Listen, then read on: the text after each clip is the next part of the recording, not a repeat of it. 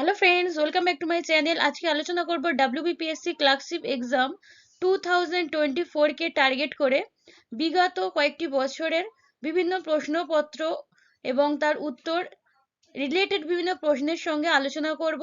তোমরা ভিডিওটা শেষ পর্যন্ত দেখবে, কারণ আগত এই পরীক্ষাটির জন্য বিগত বছরের প্রশ্নপত্রগুলো সমস্ত যে প্রশ্ন পড়েছিল সেগুলো জেনে রাখা এবং সেই রিলেটেড প্রশ্ন রেডি করাটা খুবই জরুরি। তাই এই প্রশ্নগুলো খুবই গুরুত্বপূর্ণ।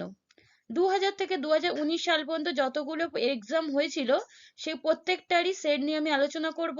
এর আগে 5টি সেট অলরেডি আলোচনা করা হয়ে গেছে। যারা এখনো পর্যন্ত দেখতে পারোনি তারা প্লেলিস্ট চেক করে অবশ্যই দেখে নেবে। আজকের হবে 6 নম্বর সেট। শুরু করছি প্রথম প্রশ্ন দিয়ে। ব্রাহ্ম সমাজ কে প্রতিষ্ঠা করেন? দয়ানন্দ সরস্বতী, রামমোহন রায়, দেবেন্দ্রনাথ ঠাকুর না শিবনাথ শাস্ত্রী? ব্রাহ্ম সমাজ প্রতিষ্ঠা করেন রামমোহন রায়। 1828 সালে কলকাতাতে তিনি এই ব্রাহ্ম সমাজ প্রতিষ্ঠা করেন। ভগৎ সিং কবে শহীদ হয়েছিলেন? ভগৎ সিং 1931, 1930, 1909 না 1938 সালে? ভগৎ সিং শহীদ হয়েছিলেন 1931 সালে। তিনি নওজওয়ান ভারত সভা প্রতিষ্ঠা করেন। এটা খুবই গুরুত্বপূর্ণ পয়েন্ট। এবং তিনি যে শহীদ হয়েছিলেন বা তার মৃত্যু হয়েছিল লাহোরে, লাহোর সেন্ট্রাল জেলে। এটাও মনে রাখবে।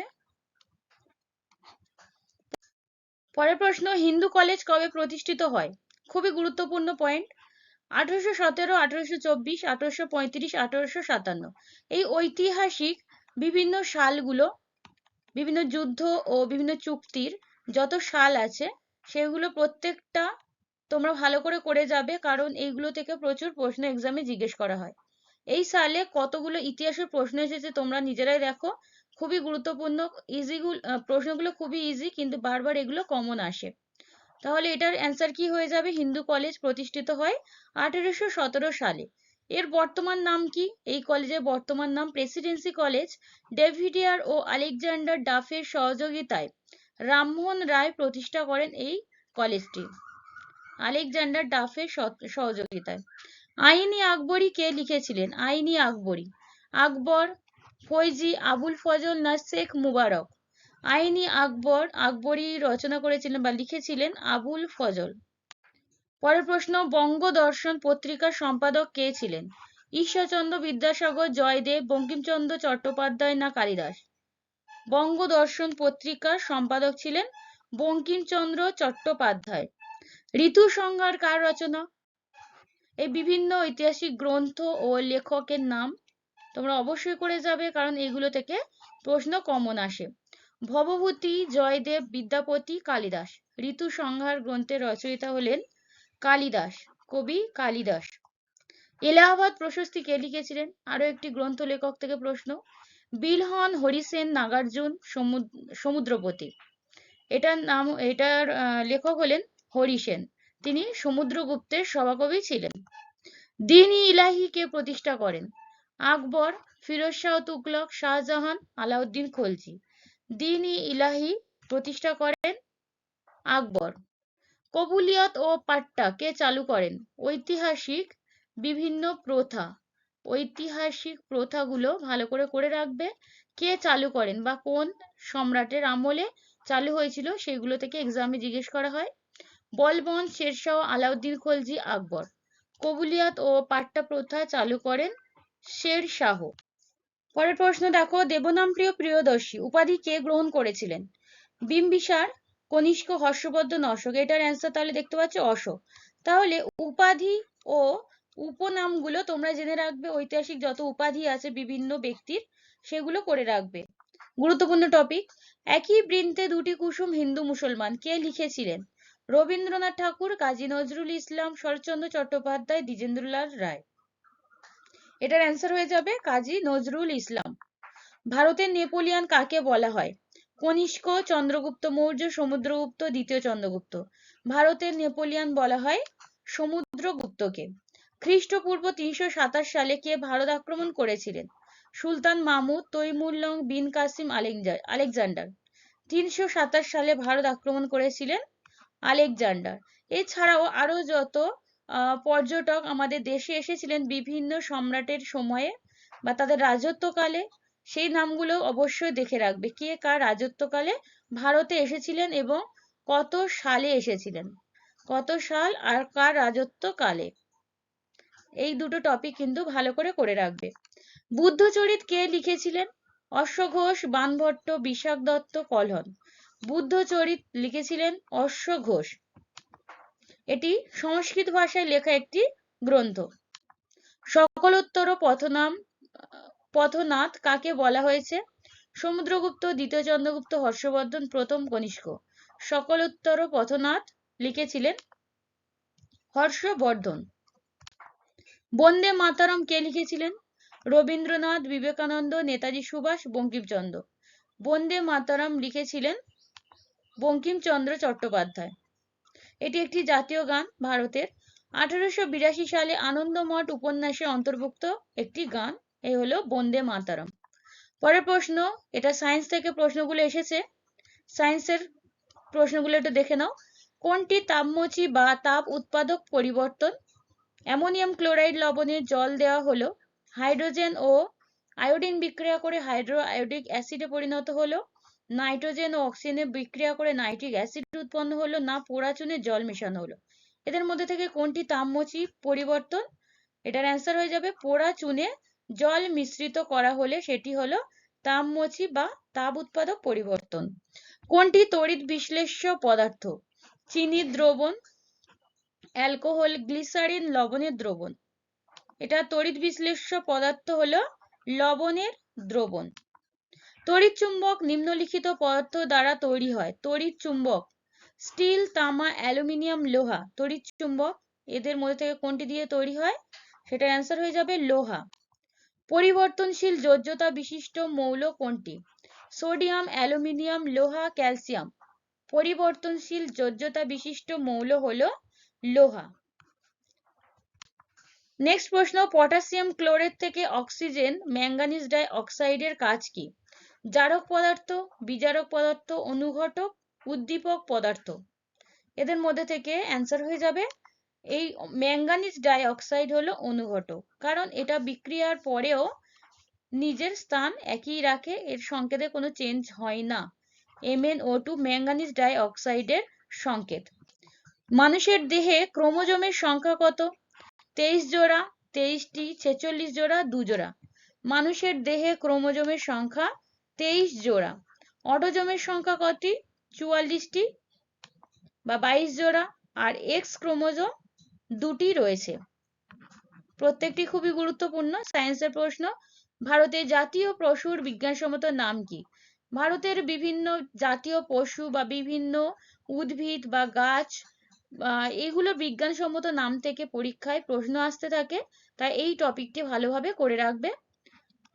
এটার অ্যান্সার গুলো দেখো, প্যান্থেরা লিও, প্যান্থেরা টাইগ্রিস, ফেলিস ডোমেস্টিকা, ইকান্স ক্যাবেলাস। আগে জানতে হবে ভারতের জাতীয় পশুর নাম কি, সেটা হলো রয়্যাল বেঙ্গল টাইগার। এবার তার বিজ্ঞানসম্মত নাম হয়ে যাবে কি?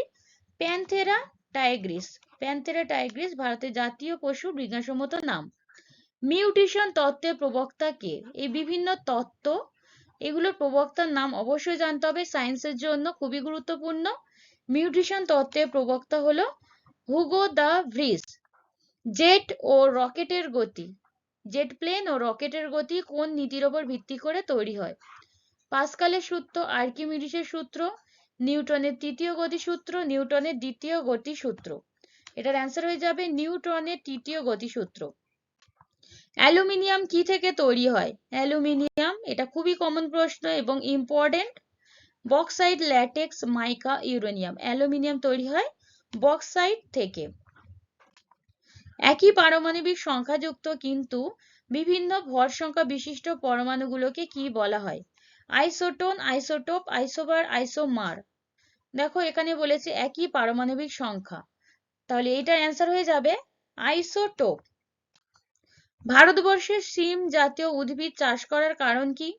মাটিতে অক্সিজেন সৃষ্টি করা, মাটিতে নাইট্রোজেন সৃষ্টি করা, কার্বন ডাই অক্সাইড সৃষ্টি করা, না মাটিতে আর্গন সৃষ্টি করা। ভারতে শিম জাতীয় উদ্ভিদ চাষ করার কারণ মাটিতে নাইট্রোজেন সৃষ্টি করা। সালোক সংশ্লেষ নাম করেন কোন বিজ্ঞানী? বিজ্ঞানী বার্নেস হ্যান্সক্রেফ ব্ল্যাকম্যান রবার্ট হুক শার্লক সংশ্লেষের নামকরণ করেন বিজ্ঞানী বার্নেস।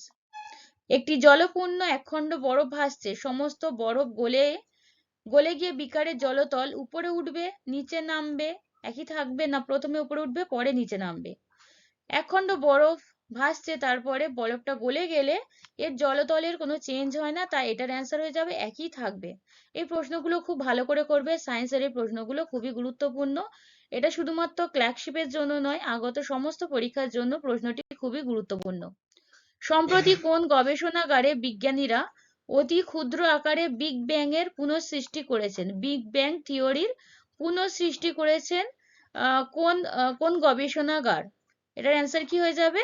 এটার অ্যান্সার হবে Saha institute of nuclear physics, যেটা রয়েছে কলকাতাতে। নেক্সট প্রশ্ন, হিমোসায়ানিন কি ঘটিত প্রোটিন? তাম্র, লৌহ, দস্তান ও ফসফরাস। হিমোসায়ানিন মূলত তাম্র ঘটিত একটি প্রোটিন, আর হিমোগ্লোবিন এটা লৌহ ঘটিত প্রোটিন। হিমালয়ের নিচ এক ধরনের পাললিক শিলা রূপান্তরিত আগ্নেয় শিলা না প্রবাল? হিমালয়ের নিচ একটি রূপান্তরিত শিলার উদাহরণ, রূপান্তরিত শিলা। অশ্বক্ষুরাকৃতি হ্রদ বা অক্সবো লেক নদীর কোন প্রবাহে দেখা যায়? উচ্চ গতিতে, নিম্ন গতিতে, মধ্য গতিতে, না কোনোটি নয়? দেখো, অশ্বক্ষুরাকৃতি হ্রদটা কিন্তু তোমাদের এই দুটোর মধ্যে কনফিউশন হতে পারে, এই দুটো যে প্রবাহ আছে, কারণ এটা নিম্ন গতির শেষের দিকে এবং মধ্য গতির শেষের দিকে এবং নিম্ন গতিতে এটি বেশি দেখা যায়, তাই এটার অ্যান্সার নিম্ন গতিতে হওয়া উচিত। এবার তোমরা দেখবে কেমন অ্যান্সারটা নিচ্ছে। নদীর মধ্যগতির শেষের দিকে ও নিম্ন গতিতে নদীর ক্ষয়কাজ ও সঞ্চয় কাজের ফলে এটি সৃষ্টি হয়। ভারতের উপর অবস্থিত নিম্নের কোন রেখাটি? এই রেখাগুলির মধ্যে ভারতের উপরে অবস্থান করছে কর্কট ক্রান্তি রেখা। নাগার্জুন সাগর বহুমুখী নদী প্রকল্প কোন নদীর জল ব্যবহার করে? তার মানে বিভিন্ন প্রকল্প এবং সেগুলি কোন নদীর উপরে গড়ে উঠেছে বা কোন নদী তীরবর্তী, সেই নামগুলো তোমাদের জেনে রাখতে হবে। নাগার্জুন সাগরটা হয়ে যাবে কৃষ্ণা নদীর জল ব্যবহার করে। জারোয়া নামক উপজাতি কোথায় বসবাস করে? লাক্ষাদ্বীপ, মিজোরাম, আন্দামান, মধ্যপ্রদেশ। জারোয়া উপজাতিটি রয়েছে আন্দামান দ্বীপপুঞ্জে। ম্যানগ্রোভের বন পাওয়া যায় কোন রাজ্যে? মধ্যপ্রদেশ, বাঁকুড়া, সুন্দরবন, নর্মদা, বদ্বীপ। ম্যানগ্রোভ অরণ্য দেখা যায় পশ্চিমবঙ্গের সুন্দরবনে। এটি একটি ইউনেস্কো ওয়ার্ল্ড হেরিটেজ সাইট। এটাও খুব ভালো প্রশ্ন। পরের প্রশ্ন আছে, গ্রীষ্মকালে রাজস্থান আবহাওয়ায় সৃষ্টি হয় উচ্চচাপ কেন্দ্র, নিম্নচাপ কেন্দ্র পাঞ্জাবে, না এদের কোনোটিই নয়?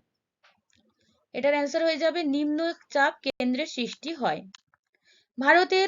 ভারতে কোন ভূপ্রাকৃতিক অঞ্চল আয়তনে বৃহত্তম? উপদ্বীপীয়, হিমালয়, বিস্তীর্ণ সমভূমি, উপকূলীয় সমভূমি। এটার অ্যান্সার কি হবে? চেষ্টা করো করার। এটার অ্যান্সার হয়ে যাবে বিস্তীর্ণ সমভূমি অঞ্চল। ভূপ্রাকৃতিক অঞ্চল আয়তনে বৃহত্তম। এটি একটি ভূপ্রাকৃতিক অঞ্চল, এটি আয়তনের দিক থেকে বৃহত্তম। পরের প্রশ্ন, ভারতের কোন জলবায়ুতে বিষুবের সময় সবচেয়ে বেশি বৃষ্টিপাত হয়? নিরক্ষীয়, মৌসুমী, স্টেপ, ভূমধ্যসাগরীয়। এটার অ্যান্সার হয়ে যাবে নিরক্ষীয় অঞ্চলে। আব্দুল্লাহ ওসালান হচ্ছেন টিউনিশিয়ার প্রধানমন্ত্রী, আলজেরিয়ার রাষ্ট্রপতি, তুরস্কে বন্দী একজন কুর্দ সন্ত্রাসবাদী, মরক্কোর সুলতান। দেখো, কারেন্ট অ্যাফেয়ার্স এর প্রশ্ন এটা এখনকার পরীক্ষার জন্য এতটা ইম্পর্টেন্ট নয়, তবে এটা থেকে মোটামুটি আইডিয়া করা যাচ্ছে কি কি প্রশ্ন আসতে পারে। এই প্রধানমন্ত্রী, রাষ্ট্রপতি বা এই সন্ত্রাসবাদী এরকম টাইপের কারেন্ট যদি কোনো টপিক আসে সেগুলো অবশ্যই দেখে রাখতে হবে। এটার অ্যান্সার হয়ে যাবে তিনি ছিলেন তুরস্কে বন্দী একজন কুর্দ সন্ত্রাসবাদী। পরের প্রশ্ন, উত্তর দক্ষিণ কথোপকথন বলতে কি বোঝায়? উত্তর দক্ষিণ কথোপকথন হলো উন্নত ও উন্নয়নশীল দেশগুলির মধ্যে বাণিজ্যিক আলোচনা।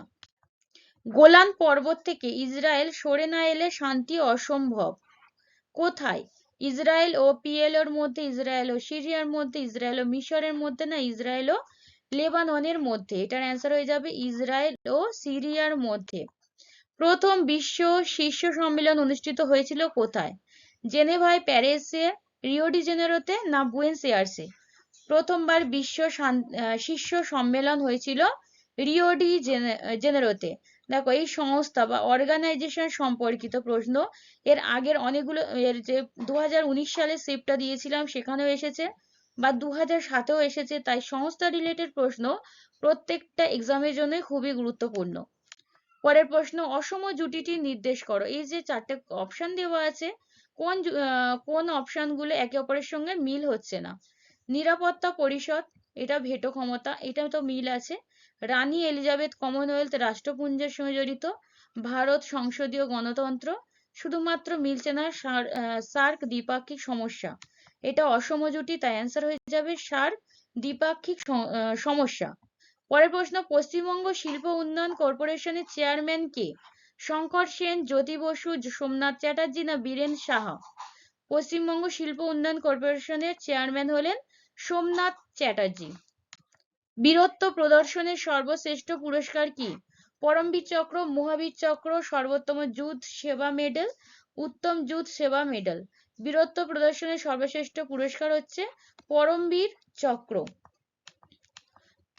বাংলা সাহিত্যে প্রথম মহিলা উপন্যাসিক কি? দেখো, প্রথম মহিলা খুবই গুরুত্বপূর্ণ টপিক, এটা স্ট্র্যাটেজিকের জন্য খুবই গুরুত্বপূর্ণ, প্রত্যেকটা এক্সামের জন্যই। এটার অ্যান্সার কি হয়ে যাবে? প্রথম মহিলা উপন্যাসিক হলেন স্বর্ণকুমারী দেবী। 1876 সালে তিনি এই প্রথম মহিলা উপন্যাসিক হিসাবে পরিচিতি লাভ করেছিলেন। নারায়ণ কার্তিকেয়ান কোন স্পোর্টসের সাথে জড়িত? এই বিভিন্ন স্পোর্টসম্যান কোন স্পোর্টসের সঙ্গে জড়িত সেইগুলো করে রাখবে, খুবই গুরুত্বপূর্ণ। এটার অপশনগুলো দেখে নেওয়া যাক। সাইকেল চালনা, motor racing, golf, snooker. Narain Karthikeyan ছিলেন একজন মোটর রেসিং ড্রাইভার। হুতুম প্যাঁচার নকশা লিখেছিলেন কে? বঙ্কিমচন্দ্র চট্টোপাধ্যায়, কালীপ্রসন্ন সিংহ, তৈলক্যনাথ মুখোপাধ্যায়, পরিমল গোস্বামী। হুতুম প্যাঁচার নকশা লিখেছিলেন কালীপ্রসন্ন সিংহ। আজকে শেষ প্রশ্ন, মিডনাইট চিলড্রেন বইটির লেখক কে? বিক্রম শেঠ, খুশবন্ত সিং, সলমান রুশদি, শোভা দে। মিডনাইট চিলড্রেন বই ও লেখক থেকে প্রশ্ন, এটার অ্যান্সার হয়ে যাবে সলমান রুশদি। আজকের ভিডিওটা এই পর্যন্ত। যদি তোমাদের ভালো লেগে থাকে তবে অবশ্যই সাবস্ক্রাইব করে রাখবে এবং পাশে থাকা বেল আইকনটি অন করে রাখবে সবার প্রথমে নোটিফিকেশনটি পাওয়ার জন্য। তাহলে শেষ পর্যন্ত দেখার জন্য তোমাদেরকে অসংখ্য ধন্যবাদ।